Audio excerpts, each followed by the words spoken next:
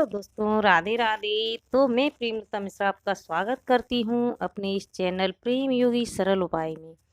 तो दोस्तों आज हम जानेंगे शीतला माता की पूजन विधि और मुहूर्त कब है और कब शीतला माता का त्योहार मनाया जा रहा है। तो दोस्तों आज हम जानेंगे। तो जानने से पहले दोस्तों वीडियो को लाइक एंड सब्सक्राइब ज़रूर कर लीजिए ताकि अच्छी अच्छी वीडियो आपके पास पहले आएँ। तो दोस्तों शीतला अष्टमी का त्यौहार हर साल चैत्र माह के कृष्ण पक्ष की अष्टमी तिथि को मनाया जाता है। कई लोग इसे बासोड़ा के नाम से भी जानते हैं। पंचांगों के अनुसार होली के 8वें दिन इस त्यौहार को मनाते हैं। इस साल यह त्यौहार 15 मार्च दिन गुरुवार को मनाया जाएगा। तो दोस्तों शीतला अष्टमी का त्यौहार चैत्र माह में ही आता है। कृष्ण पक्ष की अष्टमी तिथि को मनाया जाता है। बासोड़े के नाम से भी जानते हैं। पंचांग के अनुसार होली के 8वें दिन त्यौहार को मनाते हैं। इस साल यह त्यौहार 15 मार्च दिन गुरुवार को मनाया जाएगा।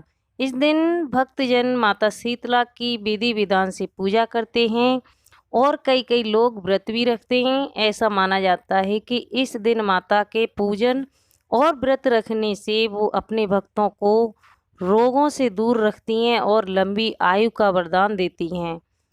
तो इसमें शीतला माता को वैसे सभी भगवानों को ताज़ा भोग लगता है, पर इसमें बासी भोग लगता है। वैसे तो भगवान हमेशा शुद्ध और ताजे खाने का ही भोग लगाया जाता है, लेकिन इस दिन माता को बासी और ठंडे खाने का भोग लगाया जाता है। इस दिन घरों में चूल्हा नहीं जलाया जाता। शीतला अष्टमी कब है तो बता दें कि शीतला अष्टमी की तारीख को लेकर भी इस बार लोगों के बीच कन्फ्यूजन है। जहां कुछ लोग इसे 14 मार्च को मना रहे हैं तो वहीं कुछ लोग इसे 15 मार्च के दिन मनाएंगे। लेकिन पंचांग के अनुसार इस बार 15 मार्च को सुबह 12:09 से प्रारंभ होगी, जो कि 16 मार्च को रात 10:04 पर समाप्त होगी। शीतला अष्टमी पूजन का उत्तम मुहूर्त सुबह 6:20 से शाम 6:35 तक है। इस शुभ मुहूर्त में ही माता की पूजा की अर्चना की जाएगी। शीतला माता का भोग शीतला अष्टमी के दिन सुबह जल्दी उठकर नहा लिया जाता है। माता का भोग सप्तमी के दिन ही तैयार किया जाता है, तो इसीलिए लोग सप्तमी की रात में माता का भोग तैयार कर लेते हैं। माता के भोग में विशेष रूप से हलवा, पूड़ी, गुड़ और गन्ने के रस से बनने वाले चावल, कहीं कहीं मीठे चावल चीनी वाले भी बना देते हैं, कहीं गुड़ वाले चावल भी बना देते हैं। तो माता को चावल और घी का भोग भी लगाया जाता है। तो बता दें कि इस दिन घरों में खाना नहीं बनता, बल्कि माता को चढ़ाए गए प्रसाद को ही ग्रहण किया जाता है। माता को भोग में हलवे पूरी का भोग लगाया जाता है और सप्तमी की रात में ही रवे का हलवा और पूरी बनाकर तैयार कर लिया जाता है। माता को भोग अर्पित करते हैं और माता रानी को भोग के रूप में गुड़ और गन्ने के रस के चावल या गुड़ के चावल भी बनाए जाते हैं। अगर गुड़ के चावल बनाते हैं तो पानी में गुड़ और घी डालकर उसमें चावल को पकाया जाता है। वहीं गन्ने के रस में चावल पकाने के लिए आप चावल के गन्ने के रस के साथ पका लें और उसमें हरी इलायची और घी डालकर मिक्स कर लें। तो इसके पश्चात एक दिन पहले बनाए हुए बासी खाद्य पदार्थ को आप ले जाकर मंदिर में, जहाँ होलिका माँ रखी जाती है, वहाँ पर जाकर के आप इससे पूजन कर सकते हैं और भोग लगाएं। माता को भी जल चढ़ाएं। ठंडा जल रात को ही भर के रख देना है और उसमें मीठा डाल के ले जाएं। और इसके पश्चात आप जो कुछ भी स्रोत पढ़ना चाहते हैं श्री शीतला माता का, वो पढ़ सकते हैं और कथा सुन सकते हैं और पढ़ सकते हैं। तो दोस्तों इसी वीडियो में मैं आपको कथा भी बताने वाली हूँ, तो वीडियो को पूरा देखना। कथा पढ़ने के बाद माता शीतला को मीठे चावलों का भोग लगाएं और रोगों से दूर करने वाली माता शीतला माता का बट वृक्ष में माना जाता है वास, अतः इस दिन बट वृक्ष की भी पूजन करना चाहिए। कई स्थानों पर शीतला सप्तमी को लोग गुड़ और चावल के बने पकवानों का भोग लगाते हैं। पूजा करने के बाद गुड़ और चावल का प्रसाद का वितरण भी किया जाता है। जिस घर में सप्तमी अष्टमी तिथि को शीतला सप्तमी अष्टमी व्रत का पालन किया जाता है, वहाँ घर में सुख शांति बनी रहती है तथा रोगों से मुक्ति की निजात भी मिलती है। इसी तरह चैत्र मास के कृष्ण पक्ष की अष्टमी तिथि पर देवी माँ शीतला की पूजा करने का विधान है। तो दोस्तों आइए कथा सुनते हैं शीतला माता की। शीतला माता के पूजन संबंधी पौराणिक कथा के अनुसार एक बार एक राजा के इकलौते पुत्र को शीतला चेचक निकली। उसी के राज्य में एक काछी पुत्र को भी शीतला निकली हुई थी।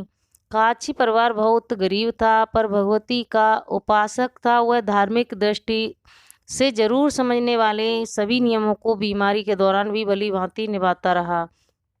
घर में साफ सफाई का विशेष ख्याल रखा जाता था। नियम से भगवती की पूजा होती थी। नमक खाने का पाबंदी थी। सब्जी में ना तो छौंक लगता था और ना कोई वस्तु भुनी तली ही जाती थी, और गर्म वस्तु वह स्वयं खाता, न वो स्वयं खाता और न घर में खाने देता,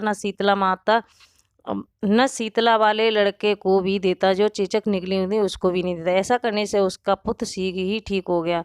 उधर जब राजा के लड़के को शीतला का प्रकोप हुआ, तब से उसने भगवती के मंडप में सतचंडी का पाठ शुरू करवा रखा था। रोज हवन व बलिदान होते थे। पुरोहित भी सदा भगवती के पूजन में निमग्न रहते थे। राजमहल में रोज कढ़ाई चढ़ती थी। विविध प्रकार के गर्म स्वादिष्ट भोजन बनते थे। सब्जी के साथ कई प्रकार के मांस भी पकते थे। इसका परिणाम यह होता कि उन लजीज भोजनों की गंध से राजकुमार का मन मचल उठता। वह भोजन के लिए जिद करता। एक तो राजपुत्र और दूसरे इकलौते, एक कारण उसकी अनुचित जिद भी पूरी कर दी जाती। इस पर शीतला का कोप घटने की बजाय बढ़ने लगा। शीतला के साथ साथ उसे बड़े बड़े फोड़े भी निकलने लगे, जिनमें खुजली व जलन अधिक होती थी। शीतला की शांति के लिए राजा जितने भी उपाय करता, शीतला का प्रकोप उतना ही बढ़ता जाता, क्योंकि अज्ञानतावश राजा के यहाँ सभी कार्य उल्टे हो रहे थे। इससे राजा और अधिक परेशान हो उठा। उसकी समझ में नहीं आ रहा था कि इतना सब होने के बाद भी शीतला माता का प्रकोप क्यों शांत नहीं हो रहा है। एक दिन राजा के गुप्तचरों ने उन्हें बताया कि काछी पुत्र को भी शीतला निकली थी, पर वह बिल्कुल ठीक हो गया। यह जानकर राजा सोच में पड़ गया कि मैं शीतला की इतनी सेवा कर रहा हूँ, पूजा व अनुष्ठान भी कर रहा हूँ, कमी नहीं कर रहा, फिर मेरा पुत्र अधिक रोगी होता जा रहा है। ऐसा क्यों हो रहा है, जबकि काछी पुत्र बिना सेवा पूजा के ही ठीक हो गया। इसी सोच में उसे नींद नहीं आई। श्वेत वस्त्र धारणी भगवती ने उसे स्वप्न में दर्शन देकर कहा, हे राजन, मैं तुम्हारी सेवा अर्चना से प्रसन्न हूँ, इसीलिए आज भी तुम्हारा पुत्र जीवित है। इसके ठीक न होने का कारण यह है कि तुमने शीतला के समय पालन करने योग्य नियमों का उल्लंघन किया है। तुम्हें ऐसी हालत में नमक का प्रयोग बंद कर देना चाहिए। नमक से रोगी के फोड़ों में खुजली होती है। घर की सब्जियों में छौंक नहीं लगाना चाहिए, क्योंकि इसकी गंध से रोगी का मन उन वस्तुओं को खाने के लिए ललचाता है। रोगी का किसी के पास आना जाना भी मना है, क्योंकि यह रोग औरों को भी होने का भय रहता है। अतः इन नियमों का पालन कर, तेरा पुत्र अवश्य ठीक हो जाएगा। विधि समझाकर देवी अंतर्ध्यान हो गई। प्रातः से ही राजा ने देवी की आज्ञा अनुसार सभी कार्यों की व्यवस्था शुरू कर दी। इससे राजकुमार की सेहत पर अनुकूल प्रभाव पड़ा और वह शीघ्र ही ठीक हो गया। इसी दिन भगवान श्री कृष्ण और माता देवकी का विधिवत पूजन करके मध्यकाल में सात्विक पदार्थों का भोग लगाने की मान्यता है। इस दिन पूजन एवं कथावाचक से पुण्य की प्राप्ति होती है तथा कष्टों का निवारण होता है। और शीतला सप्तमी तथा अष्टमी व्रत दुर्गंध युक्त फोड़े, नेत्र रोग तथा शीतला जनक रोगों से मुक्ति के लिए बहुत फलदायी है। अतः इस दिन माता का शीतला जल से अभिषेक पूजन करने से देवी शीतला प्रसन्न होती हैं और स्वस्थ रहने का वरदान देती हैं। तो शीतला सप्तमी अष्टमी के दिन माता शीतला को जल अर्पित करके उनकी कुछ बूंदें अपने ऊपर डाल लेना चाहिए। इस उपाय से शरीर की गर्मी दूर होकर माता का आशीष मिलता है। तो माता शीतला को ठंडी चीज़ों का भी भोग लगाना चाहिए और उस भोग को प्रसाद स्वरूप स्वयं भी ग्रहण करना चाहिए। तो दोस्तों, ये माता की जो जानकारी है शीतला माता की आपको अच्छी लगी हो तो दोस्तों वीडियो को लाइक एंड सब्सक्राइब ज़रूर कर लेना। और